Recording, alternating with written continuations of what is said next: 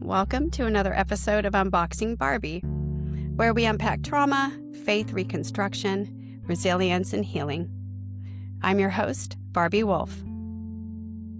Today we're having a conversation I've been looking forward to for a long time, actually. One that I think could genuinely change how some faith communities approach mental health. I'm here with Pastor Rob Branchflower, who leads Calvary Church in Oxnard, California. But Rob's story is so much more than his current role. Before becoming a senior pastor, he served as a worship pastor where he found himself doing a lot of couples counseling, marital counseling, and crisis counseling work. And here's what makes Rob's perspective so unique. He and his wife fostered and adopted multiple children from the very community he now pastors. We're talking about a man who didn't just preach about loving marginalized communities. He literally opened his home and his heart to kids from Oxnard. And now he's serving as senior pastor on those same streets. Rob has been willing to share his own mental health journey, and he's someone who was referring people to trauma therapists, hi, me, long before it was popular in church circles. He saw firsthand how professional mental health care, including medication when needed, could be part of God's provision for healing. Today, we're talking about something I'm calling taking the gloves off. Exploring the different kinds of gloves we wear as Christians, when they help, when they harm, and when we need to take them off entirely to truly serve the people in mental health crises. We're going to dig deep into the medication stigma that still exists in many faith communities, and Rob's going to share some hard-won wisdom about what it looks like to lead with humanity first. Pastor Rob. Hi. Thank you for being here and being willing to have this honest conversation. My pleasure. Thanks for asking me. I'm going to start with foster care because that's where your willingness to put your boots on the ground, like where the rubber meets the road. I saw you from a distance in the very beginning when I started worshiping with the church we served before. And I got to see like a side of humanity I had never been able to witness. And so I want to start there because now having a very different understanding of caring for kids in care, kids from hard places, kids with trauma, kids with a lot of hard stories, foster care has a way of stripping away every crutch. Boy, does it. You would have relied on.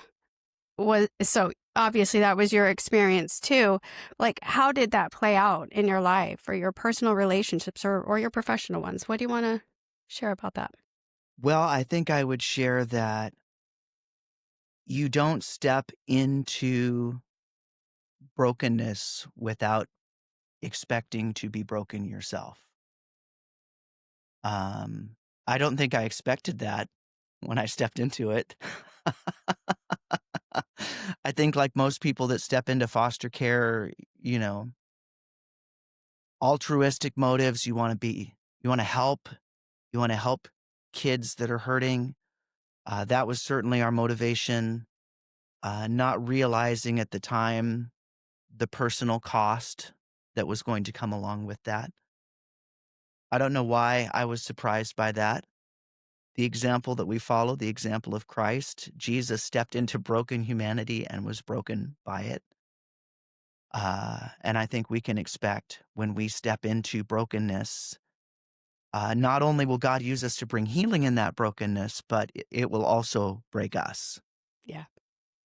Yeah. Which is both glorious and horrible. Yeah, simultaneously. Yes. Tell me some of the things that you discovered about yourself in the very beginning that you learned about you in the very beginning of that. I learned that I was not nearly as godly, not nearly as selfless as I thought I was. Yeah. Stepping into that situation. Really, I think that's any kind of parenting.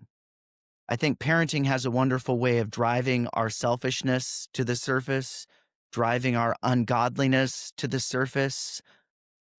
Kids are great mirrors. So, yes. They hold up the mirror so that we see the ugliness of our own soul, the brokenness of our own sin. And so I think some of that is just parenting. But certainly stepping into that, parenting kids from hard places, parenting kids of trauma, parenting kids that both desperately crave and deeply resent the love that you show them is different. And so I think it showed me how very ungodly I was and am at times, showed me how broken I was in ways that I didn't realize. So that was a big discovery in the early days. Yeah. You have no biological children, correct? That's right. Do you mind sharing how many children and beyond you have now? Yeah, absolutely. So I forget exactly how many years we were foster parents, but we fostered 13 over those years and adopted 5. One of which has given you 2 beautiful grandchildren. Yes. I mean, it's just amazing. But one of the things I was thinking about as you were talking about how children are the mirror, and that is absolutely true. I have the great privilege of raising both children from my own body and children from someone else's. And immediately as you were talking about the mirror, I think I got a visual for the first time ever to describe the complexity of loving and serving children who aren't yours and are not their parents because of some choice in air quotes, because it is Right. everything's ultimately a choice, Sure. and this is not that easy, as we're Right. going to talk about later. Sure. But when the children are holding up that mirror in front of us, these kids from harder places, it's almost like carnival glass because we're also seeing a magnifying glass to their birth parents' Right.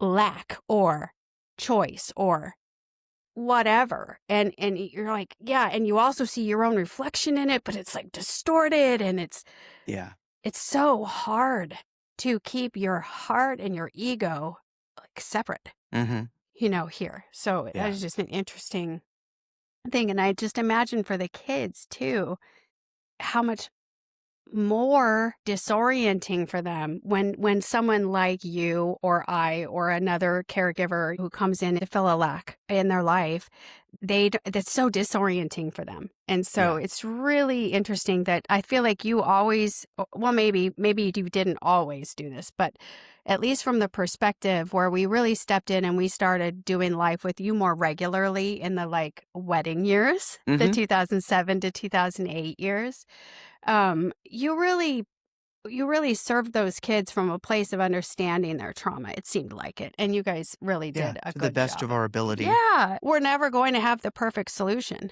We are Right. human. But when working with foster kids, did you have to learn to take off your Christian gloves for them? Like, the things you kind of set up in your mind that were like parenting. Oh, it's going to look exactly this way. And did you have to take off some Christian They're gloves? they're all gonna love Jesus and want to be like him. And they'll never scream in restaurants. No, never. Mine would Yeah. never. Yeah, I think Christian gloves, certainly the idealized version of that.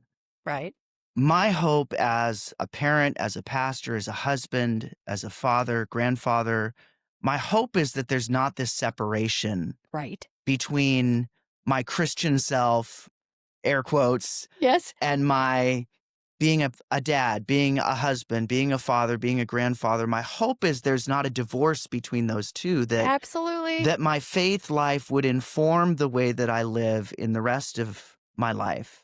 So I think really the idea of the Christian gloves coming off is more this idea of that Christian facade, Right.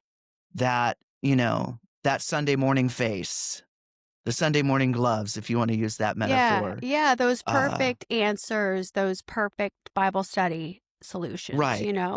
Right. So certainly when you step into the gritty reality of humanity, there's not a whole lot of room for idealism. No. Uh, I, there's a whole world that I never really knew existed. I grew up in an upper middle class home in Seattle, Washington, 2 parents who stayed married, who honestly, looking back at times, it might have been better had they not. Uh, other than maybe the financial security aspect of it. But it was often not a happy marriage. I remember being 10 years old and my mom telling my brother and I think I'm going to divorce your dad. How would you feel about that? And just the gut punch that was. Ugh. So there were times that it might have been better had they not stayed together, but they did, and that provided a stability for me. I grew up in the same house from the day I was born until the day I left for college. What a Uh, gift. so these kids of mine came from a very different world than the world I experienced. I never knew a day in my life that I didn't have food to eat and clothes to wear. And we were not rich, although there were friends and people I'm sure that thought we were. But typically growing up, I had one pair of shoes. I would wear that pair of shoes until they wore out, and then I would get a new pair of shoes. My mom would buy us tough skin jeans because they didn't wear out as fast. And my dad was a truck driver, so we definitely were not privileged in that regard, but very, very different world than the world that my kids came from. Right.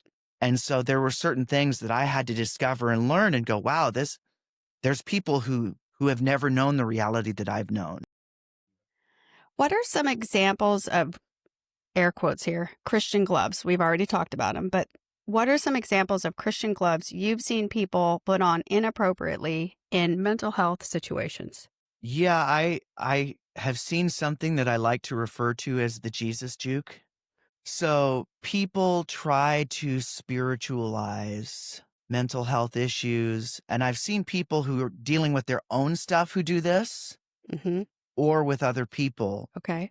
that rather than say, hey, I'm really struggling with anxiety or depression or whatever, they'll kind of Jesus juke it, well, the devil's trying to attack me, or you just need to trust in Jesus. Mm-hmm. I mean, that's not untrue. Yes, you need to trust in Yeah. Jesus, Yeah. but it's not you just need to trust in Jesus. You need to trust in Jesus, and there's other stuff. A lot of other stuff you could do. So yeah, the Jesus juke is the pretty classic one. I love it. Well, brother, you just need to trust the Lord. You just need to pray more. You just need to get in the word. And all of those things are good things. Yeah. Those are things that I do every day as part of the rhythms of my faith life. But there's more to it than just that. Right.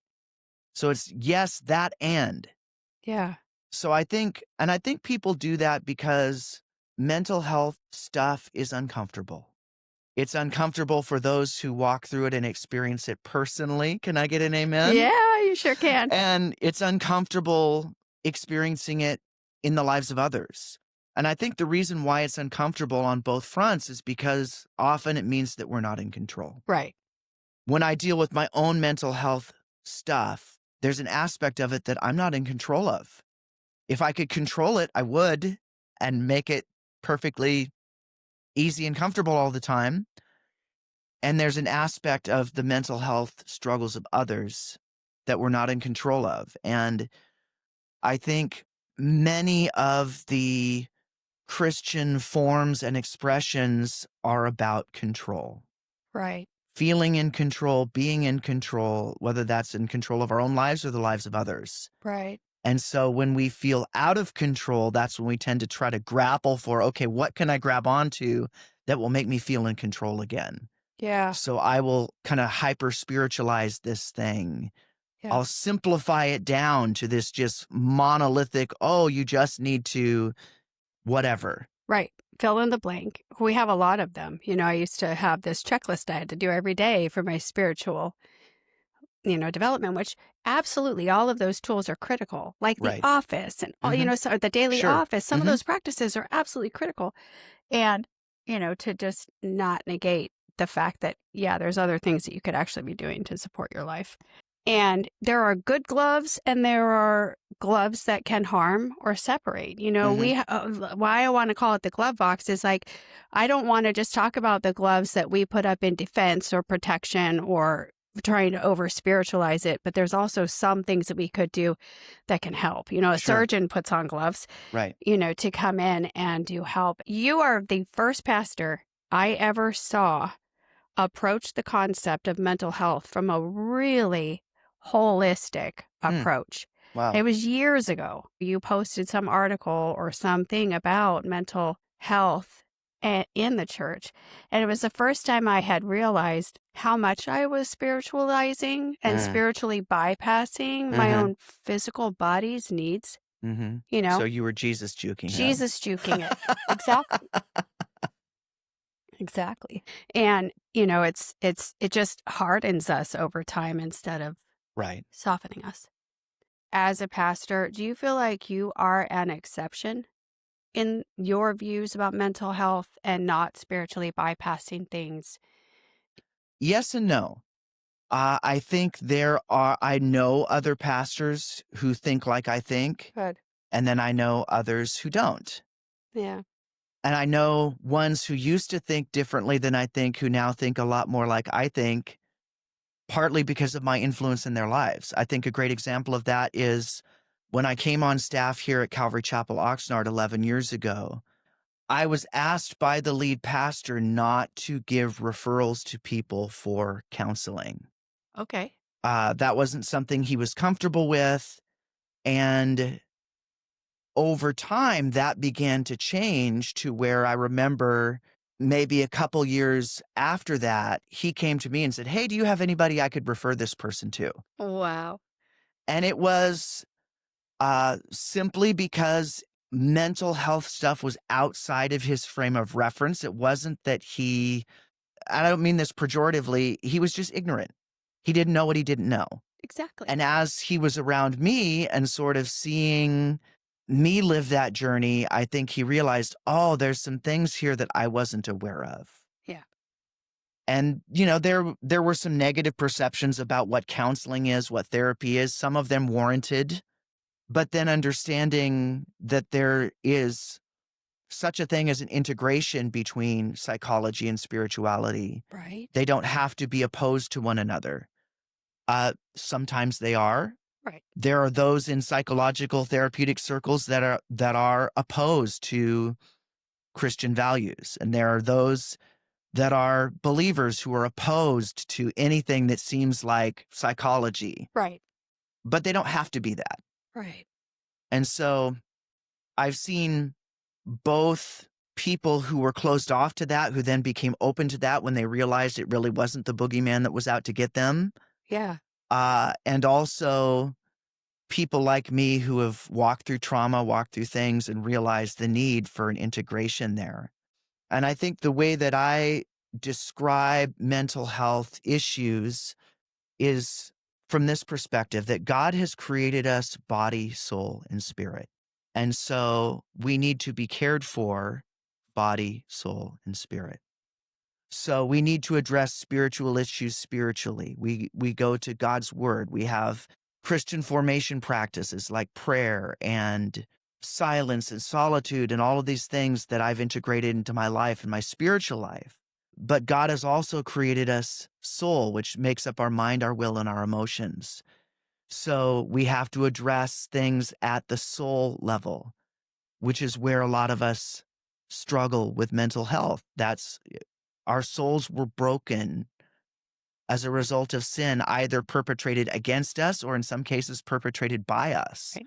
or sin perpetrated by us as a response to what was perpetrated against us. Right. Which is pretty We much the act loop of out that cycle humanity of what forever. was what, yeah, Yeah. and going back to the first two people. So we have to address mental health, personal health at the soul level, how it affects my mind, my thinking, my will, the choices I make, and my emotional well being. And then my body. So how does mental health, how do those things affect me physically? What physical interventions do I need to put in place to deal with that? And so the way that I talk about that with folks that are dealing with stuff, struggling with stuff is, okay, you need to take a three-pronged approach. It's not enough just to address it spiritually. You should address it spiritually. Absolutely. You should see what God's word has to say about what you're dealing with. You should pray. You should seek the Lord. You should address it spiritually. But if you just do that, it's not enough. You should address it at the soul level. You should get some counseling and some therapy to deal with the emotional impact and aspect of things. You should Get some counseling to deal with the way that your will has responded to those things. Any addictive tendencies you have in your own life where your will has sort of been given over to self-medication. Uh, the way that your thought patterns were formed incorrectly by false conclusions, things that you were taught to believe that were not true, that need to be unwound and dealt with. So you need to deal with it at a soul level, and then you need to deal with it physically, which for me, my physical regimen has been multi-pronged. Regular exercises is huge for me in terms of being able to be healthy mentally. So I like to run. I like to get out by myself and have silence and solitude and physical exercise, and that's a huge piece of my own mental health and well-being. Dealing with it physically has been involved at times using medication or supplements Hmm. to deal with the physical aspects of mental health. Paying attention to what I put in my body in terms of my diet, paying attention to what substances Yeah. I use Yeah. or Choose to avoid or whatever. yeah, choose Yeah. to use or choose to avoid. Yeah. Making sure that I'm not numbing my pain with alcohol or Right. overeating. All of those things you have to consider. So if you're dealing with a mental health issue like anxiety or depression, you have to deal with it mentally, physically, and emotionally because God created us body, soul, and spirit. So you need to address it on all those fronts. Man, that is so good. Mm-hmm. I'm curious, this just came into my head. What's the pattern in your life of how long you can go without serving your physical body that kind of long distance running that gets your mind clear? How many days or weeks could you go? Like I know you had COVID one time and it was hard to recover from. Right. When did you see your mental health start to tank? That's a great question. I think I can notice effects immediately in that. So I typically run 4 days a week. One day I do a longer run, the other 3 days shorter. I'm coming up on 54 years old and my body can't take the impact that it could once take. Yeah. So, And take a uh, paddle boarding or something? right, right. So I have to give myself a few off days in there, but if I miss a couple days in a week, I notice it. I That's notice it in my amazing. energy levels. I notice it in my irritability Yes. because it's a great stress reliever for me. And if I don't have that outlet, then I don't have a way to physically release that stress, and then Yeah. it starts to build up. Hmm. So I noticed that pretty quickly. Yeah. Yeah, that's so interesting because I did too, and I've had a couple of years of a lot of immobility. We were working out pretty regularly, and now I've been really pondering and praying and wondering about, what kind of things people who are chair bound or bed bound could do. And Right. even with what I can't do, I can do a lot. I can get my Right. heart rate up. Sure. And so I feel like, it's real easy to go, "Oh, I can't because I hurt my ankle." And you get stuck in the excuses of it. A- And if we just will pull back, take Mhm. the lay of the land around us and see, where can I do something? Right. Could I lay in this bed and flex my feet back Mhm. and forth or Yeah. whatever? We can all do something to help our mental wellness. It's just so important. Right. Have you ever put on the wrong gloves for someone in crisis? So many times. Do you feel comfortable sharing anything? Ah. I'm trying to think if I can think of a specific instance. You don't have to. I don't know that I can think of anything specific. I could tell you one time you brought the right gloves. One time we were in a crisis, Stephen and I, Mhm. and he came home with this little Post-it note. Oh, I remember, yeah. Do you remember what you wrote? Uh-huh. Didn't I say Steven is an all right guy? Yeah. Yeah. It sat right at eye level to the left of my bed on that garage door because we were living in a garage at the Mhm. time until we moved out, and then I stuck it next to my bed again because it was a hard season in our life and we're still working some of it out. But to have that reminder, that was the right kind of gloves Mm. to put on that day, Mm. to remind this man's wife Mhm. what a neat guy he is. Mm, You know what I mean? It's like, yeah, God, I it still was think he's a pretty alright guy. he's okay. Yeah, so I don't know. That was just, it's just an aside that I Mhm. still have that note. Hey, I wanna go back to something that you were asking me about regarding Yeah, medication. please. If I can just share a little bit about my I journey would love that. toward that. Please. So, I mentioned a little bit earlier this journey into foster care, this journey into stepping into brokenness breaks you. That's exactly what happened to me in this journey of fostering and adopting. I have not always struggled my whole life with anxiety, but that was a gift given to me as a result of stepping into this brokenness. So, about 15 years ago, I think, no, not quite that long ago, about 13 years ago, we went through a really, really difficult season with one of our kids. They were acting out in a way that was dangerous. I had a 1-year-old child at the time who we were fostering to adopt, had not yet adopted.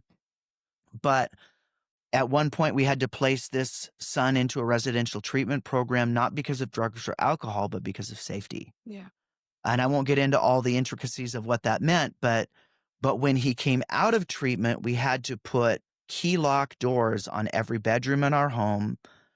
Doors had to be locked at night. We had cameras in his bedroom. We had to set an alarm at night that alarmed the doors and windows. And so it was several years of living on constant high alert.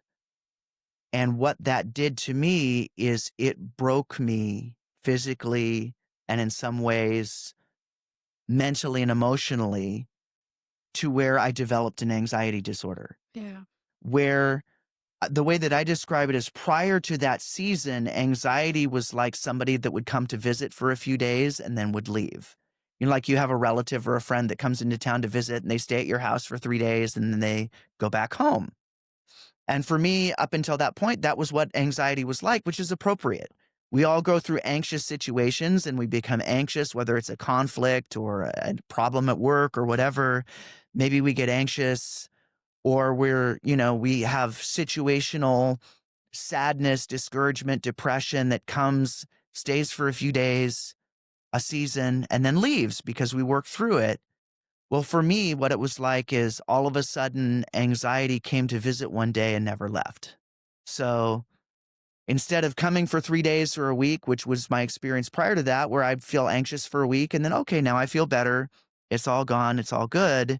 Anxiety moved in to stay.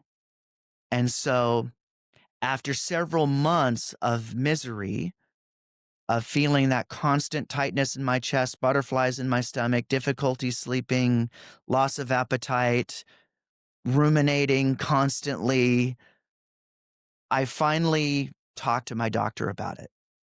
And I had made an appointment and then canceled it. And there was this whole stigma about it where I was like, oh, I'm going to be one of air quotes, those people, Right. one of those people who has to take medication Yeah. because I'll share my own feeling at the time because they're so messed up. They can't just, Yeah. and that was a wrong way of thinking about it, but that was the way that I thought about it. Yeah. And it reached a point where I was just like, I don't care anymore. I'm so miserable that it broke down my resistance to it. And I just talked to my doctor about it and said, hey, I've been dealing with this. This is what's been going on. She gave me a prescription for a drug called Lexapro. Hmm. And it was as if the heavens parted.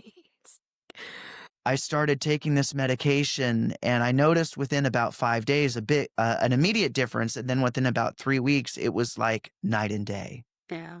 where all of a sudden this constant sense of high alert, physically, tightness of the chest, butterflies in the stomach was just gone. And I just felt normal again. Yeah. I didn't feel drugged. I didn't feel loopy or weird or anything like that. I just felt normal again. Like, wow, I feel like myself again. And so that began my journey of taking medication for anxiety. I took that consistently without stopping for several years. And then there are some mild side effects to that. So, Yeah, so my desire was, okay, if I don't have to take the medication, I would exactly. rather not. Right, I'm not opposed to taking it, right. but if I could not take it, I would rather not. So after several years of taking it regularly, I weaned off of it and stopped taking it and switched over to an herbal supplement that has been really helpful over the years. And then typically since then, so that's been about 10 years ago now Wow. that I first went off always taking the medication. Right. And so over those 10 years, typically my cycle or my pattern is about once a year, I will have a significant anxiety event Yeah, or a spike, I'll call it. And typically, the way that it works for me is it comes in when things come in twos or threes, right? right. So I can have one thing that maybe would make me feel anxious and I work through it and I'm fine after a day or two. But when something else comes on the heels of that, and then something else comes on the heels of that, then congratulations, we're in a full blown anxiety spike. And I'm going to need to go back on medication in order to deal with that. So I have just recently come out of one of those back in about May, and we're now for the podcast record, we're now in the first week of October. Yes, thank you. So back in about May of this year, several things came along related to the ministry and things that caused an anxiety spike. And so I went back on the medication. And I've just now recently, within the last month, weaned off of it. Typically, what I'll do is I'll start with a half dose Mm-hmm. and do that for about a month. Mm-hmm. And then I'll go to a half dose every other day for a few Nice. weeks. Lexapro is one of those medications that they don't recommend just stopping. Right. So typically, I'll have one of those events about once a year where I go, okay, I would love to not have to take the medication, but I also don't want to be miserable. And I'm happy that that's an option. Like, what a gift. Yeah. Why sit and suffer when I don't have to? Well, and yeah, I just love that you are like, so you're so attuned to your body that you know when you need it. You thankfully had a body that didn't live in anxiety as its normal Right. state until Right. those couple of years of really hard times with Right. that young person. There's so many of us who are literally born into these really desperate or difficult situations, people born into, abusive homes or into Right. poverty. And we are so separated from what normal could feel like that we get one little thing that feels better. We're like, oh, great, I'm better now. But you're like, oh, yeah, you're also ignoring the other lots of Uh-huh. symptoms, that you're Yeah. showing, Barb. So Uh-huh. I don't know. I think it's really cool that you are a human who has that beautiful gift of knowing what it feels like to be in a body without anxiety. Mm-hmm. Because I don't know what that feels like. I didn't even know I needed a trauma therapist until you said, hey, she might want to start seeing a trauma therapist, and I saw Mm-hmm. that therapist for now almost 10 years. Wow. And yeah, I didn't even realize that I had been traumatized. Do Mm-hmm. you know what I mean? Like I Right. knew I had Mm-hmm. events in my body, but I had never recorded them in my head as, oh, this was trauma. Right. Okay. Um, um, um. Several of my pastor friends confess that couples counseling, crisis counseling, family counseling isn't their favorite work. Mm-hmm. What was your experience? I think I have a love-hate relationship with it. I think anticipating it's not my favorite work, but every time I walk out of a counseling situation, almost every time I'm like, "Oh, that was really good." So Oh, worth it, right? yeah, in a sense that I don't wanna this could sound like arrogant or prideful, but it's a sense of walking out and going, "I'm good at that." Yeah. Like, God has uniquely gifted me to be able to sit in those spaces with people and listen, and oftentimes I'm sitting there going for maybe half an hour, I have no idea what I'm gonna say to these people right now. I have no idea what to say about this, and I have no idea until I do. Yeah. And then it's like God just drops that on me, into me. And I walk out of those times going with a smile on my face, going, that was life-giving for me because I was doing what the Lord has wired me to do, gifted me to do. Yeah. So I think it can be, if you're not gifted to do that, that can be super draining and not good and not enjoyable. And I think part of the problem is there's this idea that as a pastor, you have to be the repository of all wisdom and knowledge and information. So you have to have all the spiritual knowledge. You have to understand trauma. You have to understand psychological issues. You have to be a marriage and family therapist and pastor and medical doctor all rolled into one. Right. And I think a lot of pastors feel ill-equipped and are ill-equipped to be all of those things. And what they don't realize is that you don't have to be all of those things. No. As a pastor, my job as a pastor is to help people in their relationship with God, to tell them what God's word says about what their struggle is, to offer comfort and care spiritually. I'm not a therapist. I'm not a doctor, and I don't have to be. And I can be comfortable playing my role that I'm gifted and trained and called by God to fill, and I don't have to try to be what I'm not. Right. I can say, hey, I recommend you go talk to your doctor and consider medication for these issues you're having. Hey, I recommend that you get some therapy for these things that you're going through because I'm not equipped to give that to you, but I know somebody who is. Let me give you a referral. Yeah. So I think that takes some of the pressure off, that I don't have to be all things to all people. I don't have to give what I don't have. I can give what I do have. I think a great picture of that in the Bible is when the disciples come to Jesus and all of these people need to be fed. And Jesus says, what do you have? Yeah. Well, I have a few loaves and a few fishes. Okay, give them to me. Put Yep. them in my hands. Yep. I'll use what you have. Yep.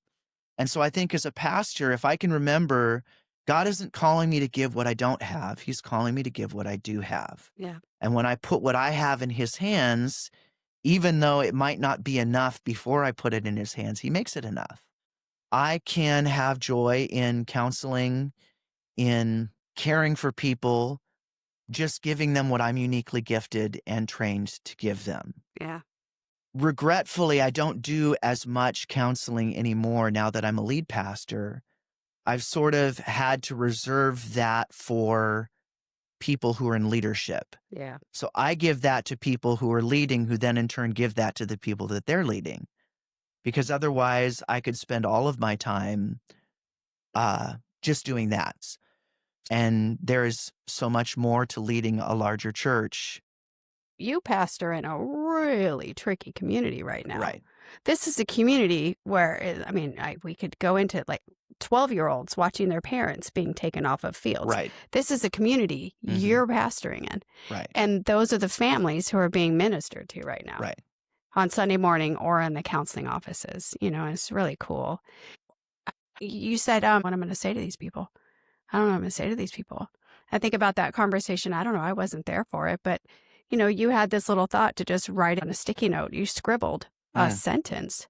Well, I mean, how much did you think that was going to impact me? I didn't. Right? I didn't. I don't think at the moment I thought this is going to be an impactful thing. That's why so you take Yeah. one little thing. A little, if you take a sticky note and you ask the Lord, the Holy Spirit, I just want to let me say what you want me to say right this second. Right. Even if it's one sentence. I'm just going to obediently hand it to this guy, even though this feels weird. And then, I don't know, literally 15 years later, I'm sitting here telling you that I still have that sticky note. Yeah. And what a picture is of what I was just talking about that is. Yes. What do you have? Yeah.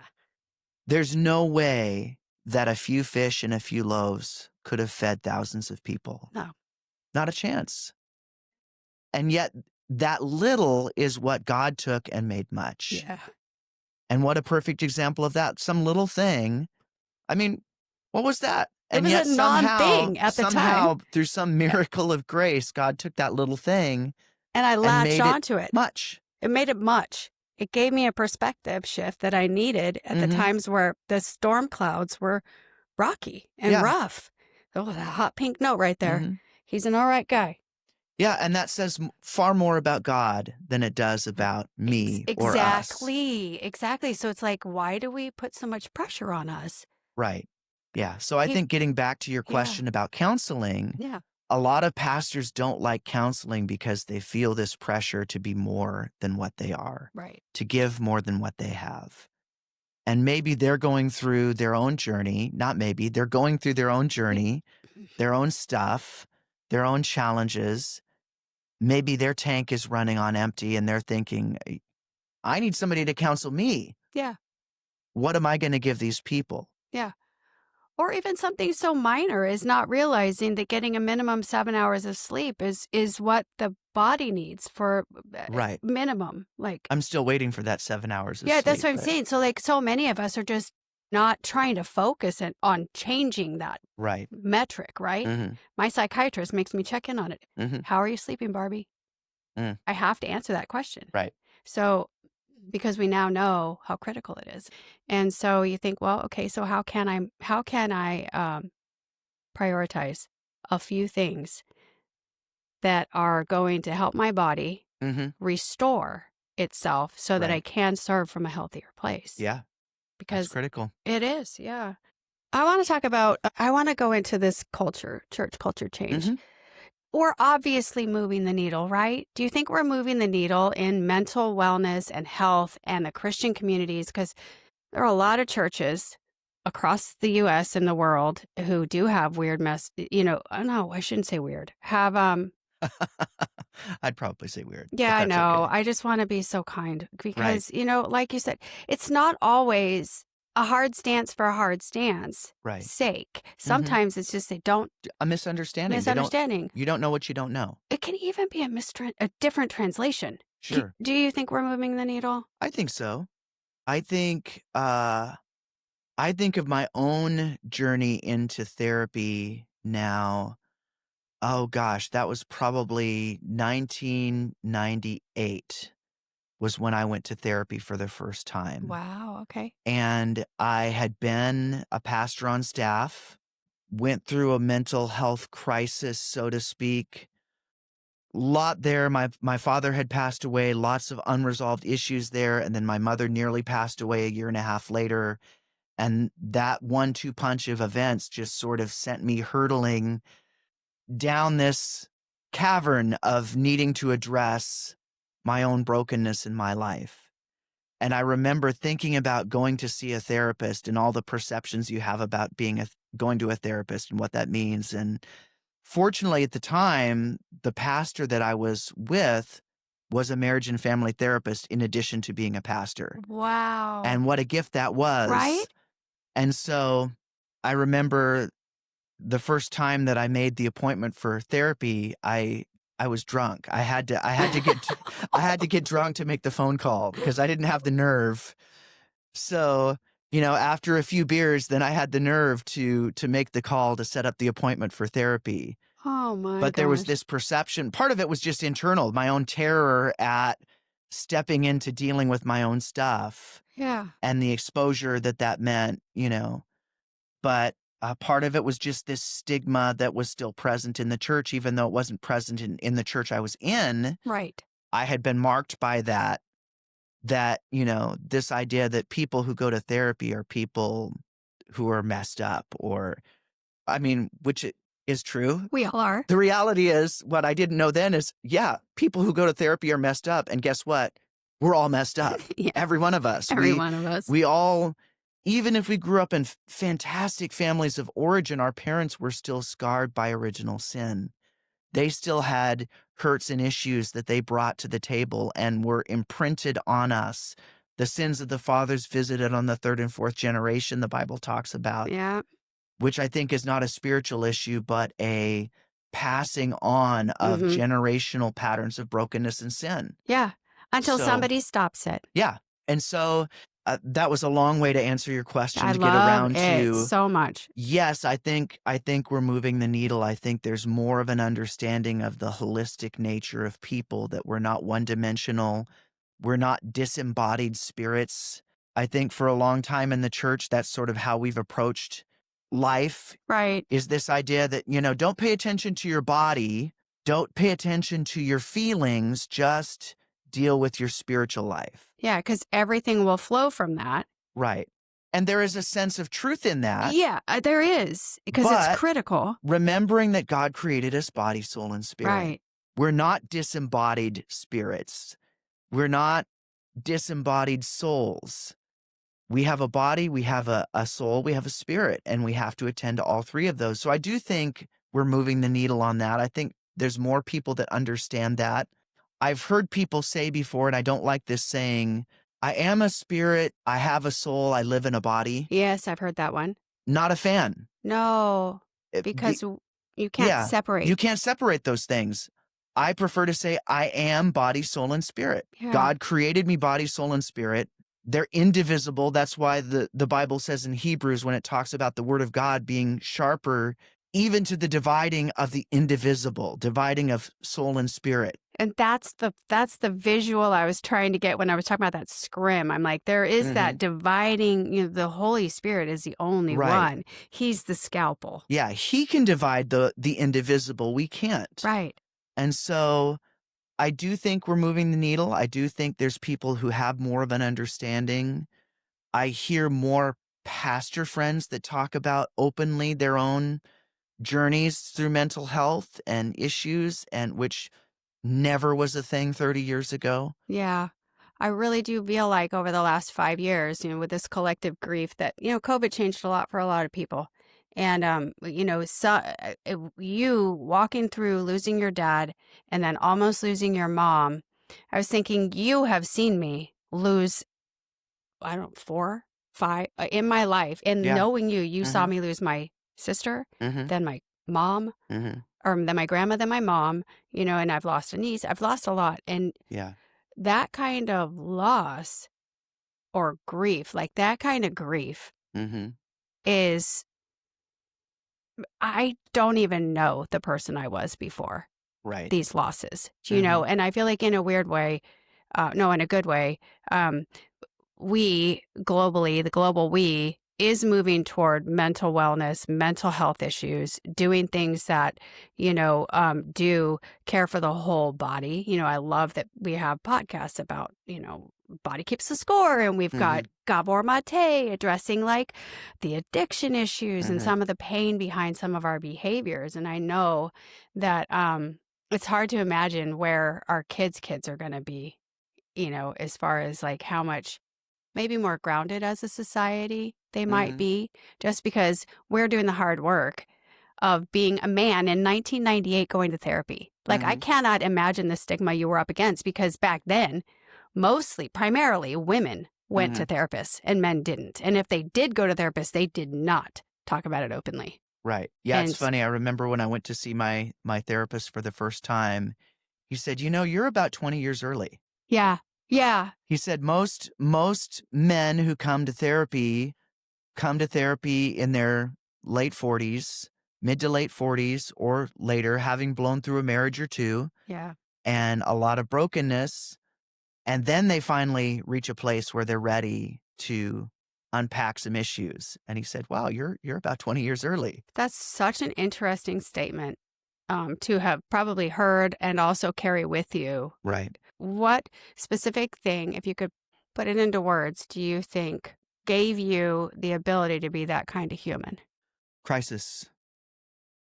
Uh, crisis was like the hand squeezing the toothpaste tube. Okay. If you get a picture of, you take the cap off the tube and it's okay just sitting there, but then all of a sudden, if you squeeze it, all the toothpaste comes out. And that's basically what sent me to therapy when I went. If not for those two crises that sort of came on the heels of each other, it would have been another 20 years Yeah. and a lot more brokenness. Yeah. I describe it like this, that I would encounter my childhood trauma frequently. Every couple years it would kind of come up, and it would be like stuffing something in a closet. Ooh, I don't want to deal with you. Let me just stuff you back in that closet. And then I would forget about it in my active consciousness. And then a couple years would go by, and then a memory would come up. Oop, nope, don't want to think about you. Get back in the closet. And then one day, because of these two crises that came along, I went to shove more in the closet and it just all came tumbling out. Yeah. I no longer had the ability to keep it at bay. And essentially, I was forced into therapy. I mean, I could have avoided it. I was avoiding it to some degree. I started drinking really heavily during that season of my life, which was a Okay. really interesting paradox because I was a youth pastor. I had graduated from Bible college. And at the same time, I don't know that I would say I was an alcoholic, but I was over drinking every day. Okay. So every day it was 2, 3, sometimes 4 drinks Yeah. Just to cope, to just numb. to take the edge off, to numb. And so maybe I could have continued and then would have become a full-blown alcoholic and gone down that addiction road. Yeah. But basically, those 2 crises that came along forced me to I had to make a choice. Yeah. Am I gonna double down on the numbing and the escaping, or am I gonna deal with this stuff? Interesting. And I don't think I even knew what dealing with it meant. At the time, I thought I was just gonna go to counseling for a few sessions and Yeah. then everything was gonna be good. I remember talking with my pastor, who I mentioned was also an MFT, marriage family therapist. Hmm. After about 6 months of therapy, I came to him and said, I think I'm ready to be finished with therapy. I think I've worked through everything I need to work through." And he just started to laugh, which made me mad. Yeah. I was like, "Why are you laughing at me?" He's just like, he was just laughing. He's like, "Okay, bud, if that's what you think." And I walked away. He didn't tell me, "No, you need more therapy. No, you're way more messed up than you think you are." All of the things that I might have said to myself, Yeah. you know? So that was about 6 months in, and I ended up in that stretch of therapy doing about 4.5 years of therapy. Yeah. And then really did finally reach a place where I felt like I had resolved what I needed to resolve childhood trauma, worked Yes. through that stuff. During that time, I got married, and that brought up new stuff and worked through some of that stuff. And then I went to therapy again after my oldest couple of kids moved out. And realized I needed to process some secondary trauma. And by then I had developed my lovely anxiety disorder and needed to unpack all of that and unburden myself from all of that. And not surprisingly, that reignited some childhood trauma issues, because what I didn't know then is that childhood trauma, you experience it differently through ages and stages of life. Absolutely. So maybe you resolve it for the stage of life that you're in, but then you become a parent and all of a sudden new things come up that you didn't know were there. Yep. Oh, wow, I still have really messed up ways of thinking about things. And now Yes. I know that as a parent, Yeah. when all of a sudden I open up my mouth and my dad comes out. Yes. And I'm like, oh, do I agree with that voice or do I not agree with that voice? And sometimes it's, yeah, that was good what I just said. At other times, no, that's not who I want to be. Yeah. And I'm going to bet you're the kind of dad and grandparent who, as close as possible to that happening, you likely turn around and repair. Yeah, absolutely. I can't recall how many times I needed to go back to my kids Yeah. and say, I'm sorry. I'm sorry I swore at you. Can I say that as a pastor, that I swore at my kids? Yeah. Thank you. Thankfully, by the grace of God, my youngest, who's now 13, I don't think I've ever cursed at him. Woohoo.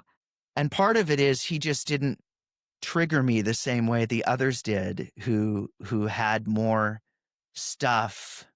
They had more caregivers before you Right. than the youngest did, right? Mm-hmm. He had very few. Well, we can't Right. go into any of that, but you guys came into his life very early Right. on. He was only 9 weeks old when he came to us. Yeah. And so, there is that, Right. that you guys had to work through the kind of kaleidoscope of other caregivers and people who have failed them Right. along the way. And then, with you having a very high moral compass, a high sensitivity for the suffering of others, I Mm-hmm. feel like you're very empathetic.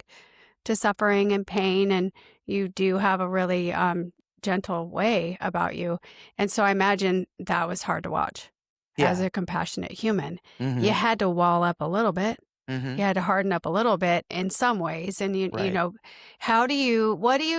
what kind of things can you give a person who kind of ruminates on the things they maybe did wrong with their kids? Or so I want to take you back. Maybe there's a Yeah. kid that you fostered for a while and just tried real hard and had to say no to. Mhm. Let's put that one in your mind for a Yeah. minute. Maybe a There was one of sibling of those. somebody. Mhm. And the times where you're thinking about all the things you said that would not have been the mouthpiece of God for that human at the time. Mhm. But where was your humanity coming Right. out? Those kind of things sit in my brain, the things you Mhm. can't really go back and fix. Right. What do you do? What kind of salve or thoughts or things do you do in your mind to let some of that stuff go and invite just the Holy Spirit to do I don't know, I don't want to talk for you, Yeah. but where do you take those So things? so I think first thing is you need to own what you need to own. So, for me, I'll put it in first person rather than second person. I needed to own what I needed to own. So if I needed to apologize, either nearly immediately or longer after the fact. I remember one time one of my kids, we were going somewhere, there was ice on the ground, and he said, "You're gonna slip and fall." And I was like, "No, it's fine." And then I slipped and fell really hard, and it hurt, and I was wet, and it was cold. And he said, "See, I told you were gonna fall." And I lost my mind Yeah. and, Yeah. unleashed a torrent on him. Yeah. I think he was 10 or 11 years old at the time, so obviously he didn't deserve that. Well, maybe he did to some degree, but just a little. I have an 11-year-old. I can say he deserved a little bit of it, A right? little bit of that, yeah. But, within about 15 minutes, I just went back to him and I said, "I'm sorry. I shouldn't have yelled at you. I shouldn't have cursed at you. Please forgive me. That was wrong of me. I So shouldn't good. have done that. Please forgive me." So good. So own what you need to own. Yeah. I've needed to own what I've needed to own, and that same kid a few years ago, we sat down and had coffee. He's now an adult, and he had some things to share with me that he had been offended by, that or hurt by or upset by in my parenting. A couple of them were legitimate, and most of them, frankly, were not. But in all parts, I just felt like before I sat down with him, and I knew this was going to be the agenda of the conversation, I determined that I was not going to be defensive. I wasn't going to defend anything, even if what was being said about me was a mischaracterization, not true, not fair. I wasn't going to be defensive. I wasn't going to say, well, that's not right. And I didn't do that. And I don't deserve that. I was just going to go into that conversation. And I said to myself, I'm going to go in and I'm going to own what I need to own. And I'm not going to own what I don't need to own. But not owning it doesn't mean I need to be defensive about it. Like Exactly. I could go into it and he sort of laid out his grievances. And I just said, son, I understand that we were far from perfect parents. We did the best that we could as broken people. And at times, our best was not enough. At times, our best was worse than not enough. It was wrong. Yeah. And I just said, please forgive me. Please forgive me for the ways that I hurt you in my imperfection. I'm sorry. Uh, it wasn't really received. His response was, well, that seems like kind of a bullshit answer. Pardon my Just fine. language, Go for it. but No, that's what he said. that's what he said. Those were And his valid thoughts. yeah, and I said, well, I have nothing more to give you than that. Yeah. That's all I have. I've got no other answer than that, other Yeah. than that I'm sorry if things that I did were hurtful to you. And at the same time, I thought, okay, I don't need to defend what I don't need to defend. Right. And I share this in counseling with people about being defensive, that if there's something you need to defend, you shouldn't. You should own it. If there's something that you need to defend, you shouldn't defend it. You should own it, apologize, make amends wherever you need to. If it's something you don't need to defend, then don't defend it. I don't need to defend what I don't need to defend. I don't need to get defensive if it's not right, if it's not true, if that's not really what I did or said. Right. Okay, then I don't need to defend against that. I can just go, okay, well, Hold space for their experience sure. and yeah, that's amazing. So I think circling back to something you said, own what you need to own and have grace for yourself for what can't be mended and fixed. Yeah. And I think I've discovered this with my own parents, becoming a parent, learning to appreciate what my parents gave me and what they were, and have grace for what they didn't and what they weren't. Yes. And I understood that way better when I became a parent because I went, okay, there are things that I am not that my kids needed me to be. Yeah. There are things that I did that I wish I had not, Right. and it was hurtful to them. And so to be able to have grace for my parents to go, they really did do the best that they could. At times, their best was not nearly enough. Right. And so I need to have grace for that and to forgive that. I did have an opportunity to confront some of those things with my mother, never with my father. What a gift. I'm Yeah. And glad. she was able to own some of those things, Oh and that my was very goodness. healing. Ugh. Um, the biggest issue with my dad is I never could have those conversations. So I did in therapy. I had those conversations with my no longer with us father and confronted those things for my own benefit, not for his benefit. But I think as a parent, if you're dealing with regrets, if you're dealing with, I wish I had, I wish I hadn't, I wish I hadn't said that, I wish I had said this, I wish I had loved more or been present more or understood better. Own what you need to own, but then have grace for the rest. Yeah. Forgive yourself because God has forgiven you. Bring it to the Lord. Say, Lord, help me to forgive myself the way you've forgiven me. Yeah. And then don't keep battering yourself with Yeah. that. Own it, but then don't keep battering yourself with it. Right. It's the same way in a relationship where you've hurt somebody. Say you've hurt your spouse Mm-hmm. and they bring it to your attention. I'm sorry, please forgive me. You make amends. But it's not appropriate for them to keep battering with you with that and keep bringing that up. Say, hey, remember that thing you said that you already apologized to me for and that I already was supposed to have forgiven you for. Let me just keep beating you over the head with that. Right. We understand it's not appropriate to do that in our relationships, but how often do we do it to ourselves? Right. Right. Yeah. We wall off. We want to protect these things that don't look, feel, or act like we want to be presenting in the world. And so we harden off. And, we can choose love. Love is the softer way. Mm-hmm. Man. Well, Pastor Rob, thank you so much for this conversation. I think what strikes me most is how your journey from foster parent to worship pastor to senior pastor in the very community where you serve those kids has given you such a unique lens on when we need to take our Christian gloves off and just be human with the people who are hurting.